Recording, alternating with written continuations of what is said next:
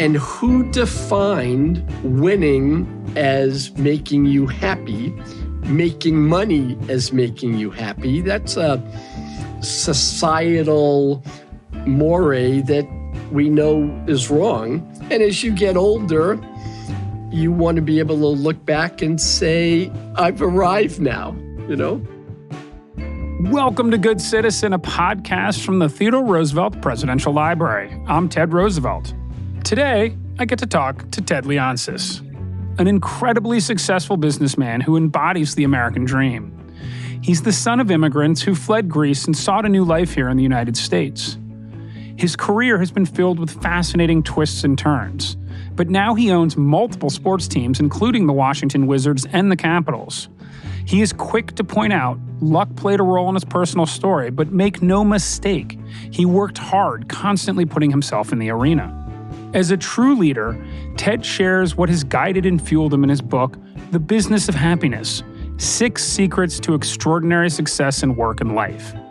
He reveals these secrets and more, and I learned a ton from this conversation. I'm excited for you to hear his story.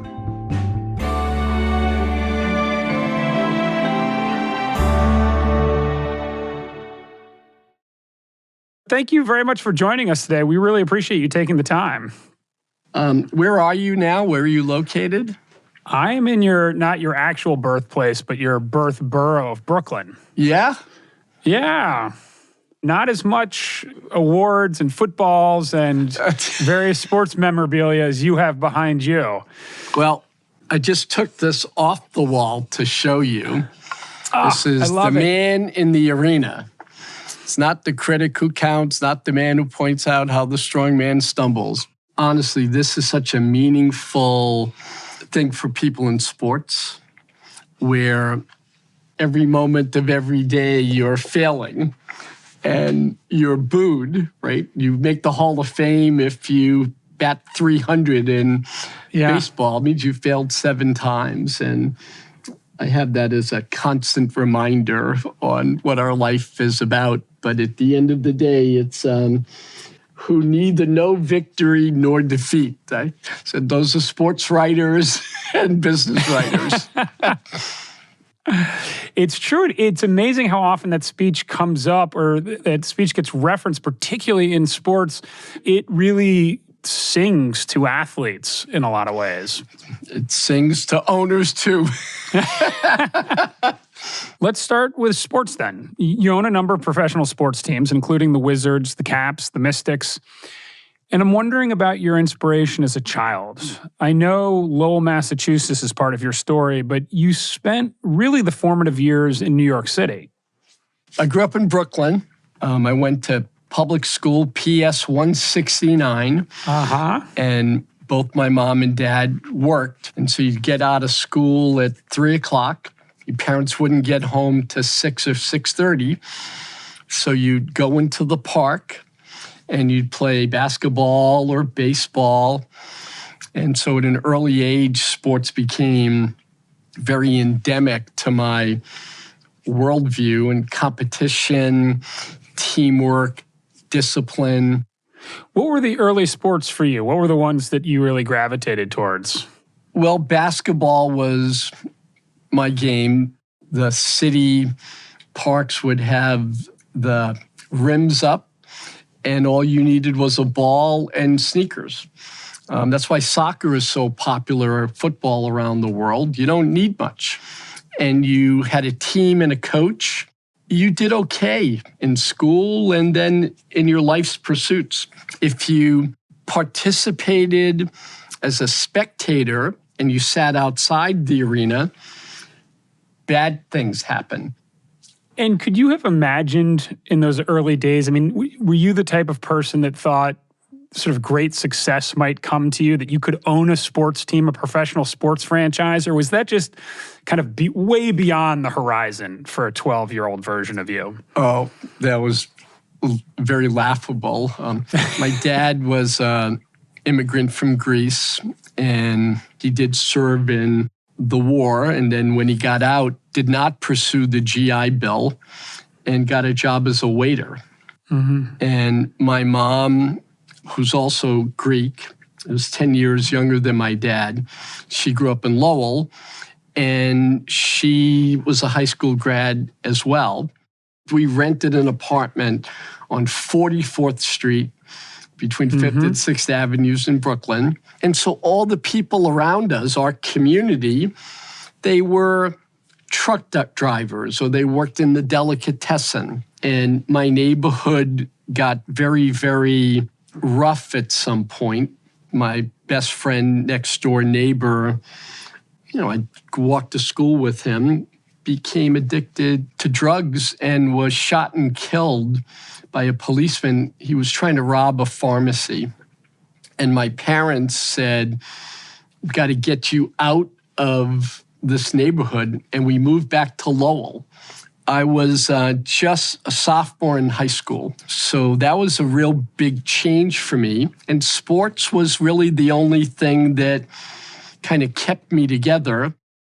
When I've heard you talking about your childhood, hard work's been a part of you for a long time. Even at a very young age, would somebody have described you as a hard worker? Yeah, I'd say productive worker. There is a difference. Yeah, the saying, if you want something done, give it to the busiest person. I think that's always been my outlook. The way that you did well in school was you did extra credit, extra work. And so being able to juggle a lot of things, my mom and dad didn't let me watch television. I read a lot, was very productive with my time. And frankly, it's powered a lot of my career pursuits, like how can you own multiple teams, I get asked. How can you have a private equity fund? How can you make movies? How can you write books and keep it all going? And it's, I sleep 5-6 hours a day. So you just do the math. If you got 18 hours a day to be productive and there's 7 days a week, you can do an incredible amount. I remember when I came to, when we moved to Lowell, Massachusetts, we lived in a suburb, if you will, and I didn't have a car. And so it's when I started my entrepreneurial career. I had no skills. I went to the library and I found a book, How to Mow Lawns, black and white drawings. And the precursor for mowing lawns for dummies? Yeah, exactly. So I was knocking on people's doors and asking if I could mow their lawn. And one guy answered the door, and he was intrigued by my pitch and that I had this book. And he said, have you ever mowed a lawn before? And I said, no, but I've been reading this book, and would you like the Wembley cut? And he said, go ahead, knock yourself out. Be careful, though. And if you do a good job, you can do it once a week. $25. His name was James Shannon. And I was determined to be the best mower of lawns on the planet. It probably took me 5 hours to mow this guy's lawn. And I had a scissors and I was on my knees cutting the edges. And I'd see him looking out in the curtain. One time he had his wife come and they were kind of smiling and looking. And probably 6 weeks into it, he said, you thinking about college? And I said, not really. And he said, you're fastidious and you're hardworking, and Georgetown could use a boy like you. The Jesuits would admire your stick-with-itness. And so he got me an application. I filled out the application, but I got accepted. And the first time I ever stepped foot in Washington, D.C. And on the campus of Georgetown was the day I enrolled, basically. That's amazing. So, that guy isn't at home when I knock on the door, and then I don't exceed his expectations. I don't go to Georgetown. I probably don't go to college. And I don't own the teams, right? So I look at that little break that man gave me really had unbelievable repercussions, and it's powered a lot of my mentoring and offering opportunities to people. And what's the differentiator? If they're earnest and they work real hard and exceed the expectations, right? Then you want to say, oh, I'll go an extra yard for you to help. I'm interested because you mentioned that you wanted to be the best mower of lawns on the planet. And that's in sharp contrast, I think, to a lot of people who might have approached that as, I need to make a few dollars to buy a car or whatever the sort of motivation is and get out of here as quickly as possible and maybe do as many as I can until I can get the car. Where did that impulse or where did that instinct come from for you? Do you have a sense? I think it's the immigrant culture, if you will. My last name is Leonsis. That's the original name. And back in the day, when the Ottomans were invading Greece, people didn't have names. And the invading prince told his men, who are these guys? They fight like lions. And so everyone in Sparta took the name Lauf, lion. And so that's at like the etymology, if you will, of the whole village's names. We fight like lions. We have to be strong. And I think the ethnic culture was work really, really hard. Nothing bad will come from you working hard and take advantage of the opportunity. So I think culturally, that's how it was brought up through the family. And that carried over well in the college. And I had some very wealthy roommates. You know, their grandfather went to college and their father and mother went to college and they had careers, right? And, you know, I'd look at my roommates sometimes and they'd sleep and miss a class. And I would say, I've had to take out loans to go to school that I'm going to have to pay. Why would I want to miss a class that I'm paying for? But they were, you know, their moms and dads were legacies and, you know, they were paying the bills. So I learned that kind of value at a young age. Are you the type of person that can sort of blend into any room you walk into? Did it put a chip on your shoulder? I'm sort of trying to get into your head in that moment when you show up on campus, and this is a different world in many ways in terms of what you grew up with. I had huge imposter syndrome. That's what you would call it now. I was really scared. Could I compete at this level? And at Georgetown, you have to do a junior thesis, a multidisciplinary thesis. So, because I worked in the library, I said, okay, my number one job today will be find the smallest book in the library to read. And I had a mentor, Father Joseph Durkin, and I went to see Father Durkin. I said, I read Old Man and the Sea by Ernest Hemingway. He grilled me on it. I wasn't very articulate. He told me to read it again and read something else by Hemingway. And I found another book, Across the River and Into the Trees. And it was 300 pages instead of 100 pages. Old Man and the Sea, he got all these accolades, won Pulitzer Prizes. It was his best-selling book. He made a lot of money. But it was written at the end of his career, right before he took his own life. But I bet you he was failing later in his career, and he had written this early on, maybe as a long-form article, and he took it out and freshened it up, and that's how he made his money. And Father Durkin said, that's a really original idea. I said, yeah, but how am I going to prove it? And Father Durkin said, well, why don't you use a computer? Let's do a computer analysis of the prose of all of these books. There was one computer on the campus of Georgetown University. It was an IBM 360 in the registrar's office. And basically we asked the computer, when was Old Man and the Sea written? And the computer said in the 30s, not the 50s. And I ended up winning best in class, and I think I got a $1,000 prize or something. But it really was thrilling that I could do something original using technology and win. Ted, I'm really struck by that story, which is an amazing story. It's an amazing arc.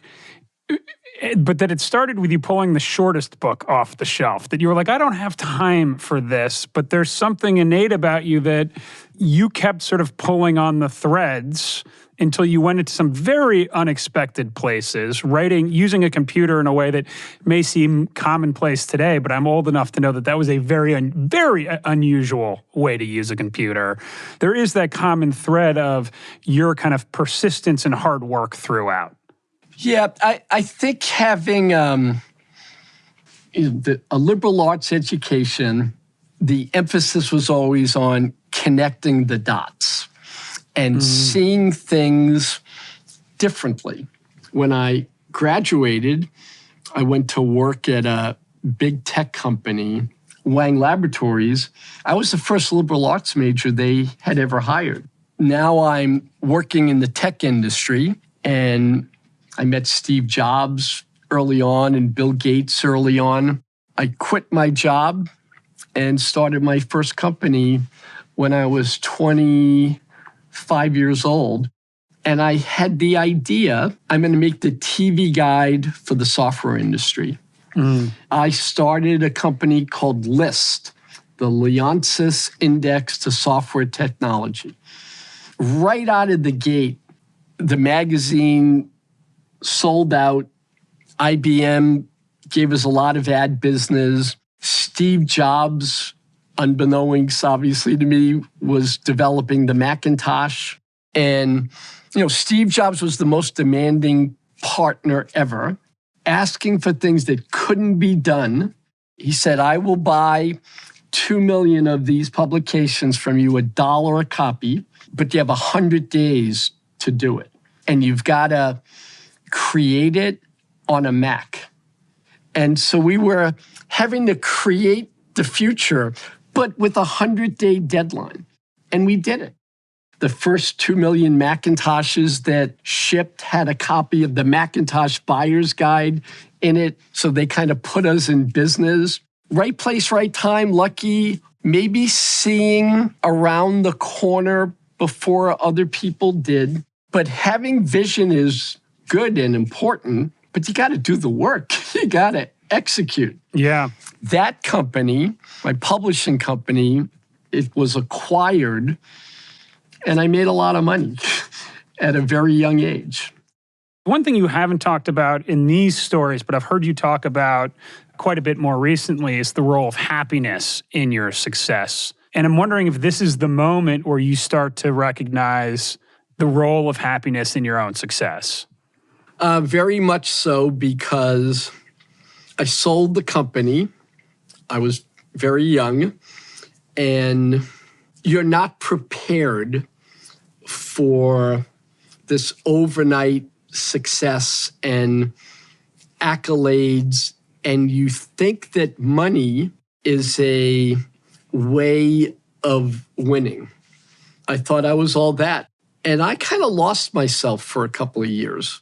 And the thing about having now a wife and a child and a career, I said, I want to be a great dad, be available to my son and daughter. And so I took them on a field trip, took them to the Library of Congress. And the Library of Congress has digitized the Declaration of Independence. And the only paragraph that had no edits was life, liberty, and the pursuit of happiness. And it really pissed me off because I had never once thought of happiness as an end product. So I'm very diligent and earnest. I said, well, what do they mean by happiness? Is there a science around happiness? Are there studies on happiness? And I I created this body of research for happiness. And what's the outcome of happiness? Happy people live longer lives. Happy people have lower divorce rates. Happy people have healthier relationships with their children. And what were the signs of commonality of happy people? One was you're an active participant in multiple communities of interest. The second was that you have high levels of empathy. Listen, respond, be empathetic. The third is that you have high levels of self-expression. That you're doing a podcast. That's why I started to make movies, write books, collect art. Fourth is that you are a part of something bigger than yourself. You're within a team, and that you can find the higher calling. I always said when I bought the teams, yes, I want to sell a lot of tickets, but really the higher calling is unite the community. Nothing brings a community closer together than a winning sports team. These traits that make people happy, if you could translate them into your organizations and your businesses, you'd have world-class businesses populated by employees that were culturally aligned. They would intrinsically get it. And if you have happy employees and happy customers, you'll have a great business. The implication is the answer to this question is going to be yes, but I want to be explicit about it. Are you happier now that you've spent this time studying happiness and incorporating it into your business practices? The answer obviously is yes, but because I've been a student of it, the outcome of happiness is to live a self-actualized life. That's the higher state. Happiness is a false economy because you can't always be happy. Sure. Stuff is happening around us that can make you feel blue. And the sugar rush from happiness needs to power you on the way to self-actualization and understanding. The man in the arena, this is a self-actualized document because it basically says when you win, you're really happy, but you're going to fail a lot more than you're going to win. At worst, if he fails, at least fails while daring greatly, so that his place small shall never be with those cold and timid souls who neither know victory nor defeat. And that's a self-actualized statement. You can't always be happy. You can't always win. And who defined winning as making you happy? Making money as making you happy? That's a societal moray that we know is wrong. And as you get older, you want to be able to look back and say, I've arrived now, Ted, as you've been talking, I've been thinking of this story. Edmund Morris wrote a trilogy on Theodore Roosevelt. And at one point he's talking to a bunch of fifth graders and he asks them, who's Teddy Roosevelt? And they come up with various answers. But one of them says, he was a doer of deeds. And Edmund Morris later recounted that story as the best summary of who Teddy Roosevelt was. And I find myself listening to you thinking, you are a doer of deeds at the core. You are somebody who's living a self-actualized life. And I think I'm really quite impressed with your marriage of hard work and doing and happiness and this idea of self-actualization. It's really quite profound and relatively rare in the upper echelons, or at least from my experience, in the upper echelons of success. It's an unbelievable compliment. And I mean that, of all the presidents, Teddy Roosevelt was the man of action. And I'm fond of telling people, just do the work. Just stop. No more meetings, no more decks, no more why you can't. Let's just do the work. We have problems. What are the problems? We'll deal with them. But the only way you can deal with the problem is to identify it and then take action to solve it. So I'm proud of you for doing this. I mean, you have quite the namesake to live up to. Ted Roosevelt. Are you the fifth? I am the fifth. The fifth. You're making everybody proud. This is a great thing that you're doing with the podcast and the foundation. Terrific. I'm pleased to have spent all this time with you. Well, Ted, thank you so much for spending so much time with us today. It has been a fabulous conversation. I really appreciate it. Thank you. Ted, I want to recognize that you lead not just a very productive life, but a very purposeful one. And I really appreciate you joining me here on this podcast. Listeners, we should all take to heart this idea that achieving financial success doesn't guarantee happiness, but that the pursuit of happiness can lead to great success. Good Citizen is produced by the Theodore Roosevelt Presidential Library in collaboration with the Future of Storytelling and Charts and Leisure. You can learn more about TR's upcoming presidential library at trlibrary.com.